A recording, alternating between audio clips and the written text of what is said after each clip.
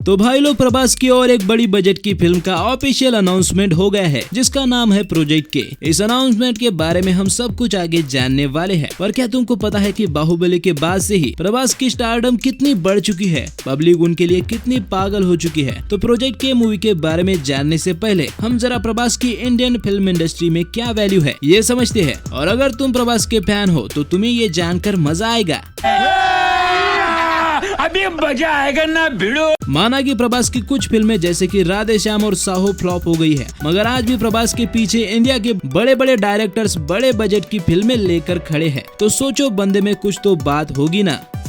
तो बेटा, ये बात है उस वक्त की जब साउथ की हर फिल्म इंडस्ट्री की ऑलमोस्ट फटी पड़ी थी। इनकी स्टोरीज में दम होने के बावजूद भी इनकी हालत इतनी खराब थी कि बॉलीवुड इनकी स्टोरीज पर रीमेक बनाकर हिट फिल्में दे रहे थे और ये बस मुंह ताक रहे थे। इसकी सबसे बड़ी वजह थी घटिया एक्शन और फिल्मोग्राफी। अब ऐसे में 2015 में आज के सबसे ग्रेट डायरेक्टरों में से एक राजा मौली ने एक बड़ा रिस्क लिया, क्योंकि वो जानते थे रिस्क है तो रिस्क है। उन्होंने अपने प्रभास डार्लिंग के साथ बाहुबली का फर्स्ट पार्ट रिलीज कर दिया, जिसने पूरे इंडिया में बवाल मचा दिया। मतलब एकदम भौकाल हो गया और इंडिया को मिल गया डार्लिंग प्रभास। हाँ, उससे पहले प्रभास सिर्फ टॉलीवुड तक ही सीमित थे। मैं जानता हूँ हम में से कई लोगों का दिल प्रभास के लिए बाहुबली से पहले से ही धड़कता था, लेकिन बाहुबली फ्रेंचाइजी के बाद प्रभास पूरी इंडिया की धड़कन बन गया और बाहुबली 2 ने तो हिस्ट्री ही क्रिएट कर दी। ऐसी हिस्ट्री जिसके बाद प्रभास डार्लिंग की वैल्यू बहुत ज्यादा बढ़ गई। और प्रभास की फैन वैल्यू क्या है, इसका अंदाजा तुम इस बात से भी लगा सकते हो कि बाहुबली से लेकर अब तक प्रभास पर करीब फिल्म इंडस्ट्री के 2000 करोड़ लग चुके हैं।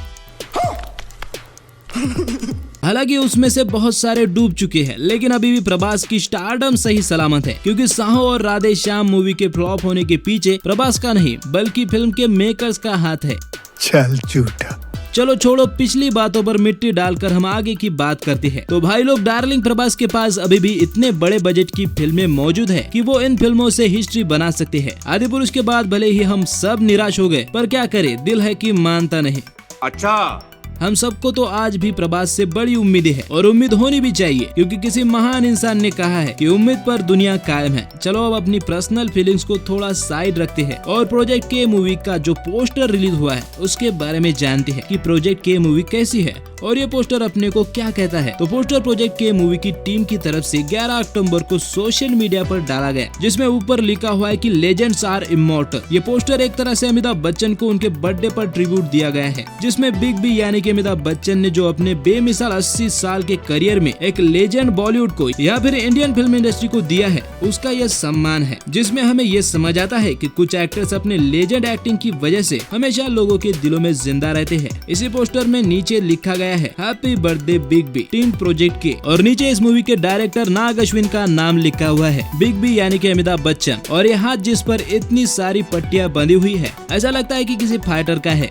हमारे तेरे बाप को मत सिखा, चल। अब अगर तुम्हारे मन में ये सवाल है कि भला प्रोजेक्ट के मूवी की टीम ने प्रोजेक्ट के मूवी के पोस्टर को बिग बी के बर्थडे पर ही क्यों रिलीज किया, तो मैं तुमको बता दूं, बिग बी यानी अमिताभ बच्चन प्रोजेक्ट के मूवी के मेन विलन होने वाले हैं। अगर बात करूं मूवी की, तो प्रोजेक्ट के एक साई-फाई फिल्म होने वाली है। और जैसा कि मैंने कहा कि प्रभास पर बहुत बड़े दाव लगे हैं, तो प्रोजेक्ट के का बजट भी ऑलमोस्ट 500 से 600 करोड़ है। इसमें प्रभास के साथ दीपिका और अमिताभ बच्चन भी लीड रोल में दिखाई देने वाले हैं। और यही नहीं, फिल्म के मेकर्स की माने तो प्रोजेक्ट के कोई आम फिल्म नहीं होगी, बल्कि इसे हॉलीवुड फिल्म एवेंजर की तरह बनाया जाएगा। अब ये सब सुन के तो डार्लिंग प्रभास को इसमें देखने के लिए एक्साइटमेंट और बढ़ गया। सीतारामम के प्रमोशन के वक्त मेकर्स का कहना था कि प्रोजेक्ट के अक्टूबर 2023 या फिर जनवरी 2024 में रिलीज की जाएगी। मतलब अभी करीब 1 साल का लंबा टाइम है। इसी बीच प्रभास की और एक बड़ी फिल्म सालार भी रिलीज हो रही है। मतलब कि भले ही प्रभास अपने उम्मीदों पर अब तक खरे उतर नहीं पाए हैं, पर आगे उनकी ये दोनों फिल्में हमारे उजले जीवन में फिर से बाहर का काम करेगी। मैं जानता हूँ कि आदिपुरुष के बुरा हगने के बाद उम्मीद करना थोड़ा मुश्किल है, पर और हम कर भी क्या सकते हैं। तो बस अगर तुम डार्लिंग प्रभास के फैन हो तो उम्मीद मत छोड़ो और कमेंट में जरूर बताना कि तुम प्रभास के कितने बड़े फैन हो। और वीडियो को लाइक और शेयर भी जरूर करना, ताकि मैं भी और बेटर वीडियो लाने की उम्मीद कर पाऊँ। सब्सक्राइब तो कर ही लेना, ताकि हमारा साथ लंबा चल सके। बाकी बातें हम अगली वीडियो में करेंगे, तब तक आप फिल्में देखो।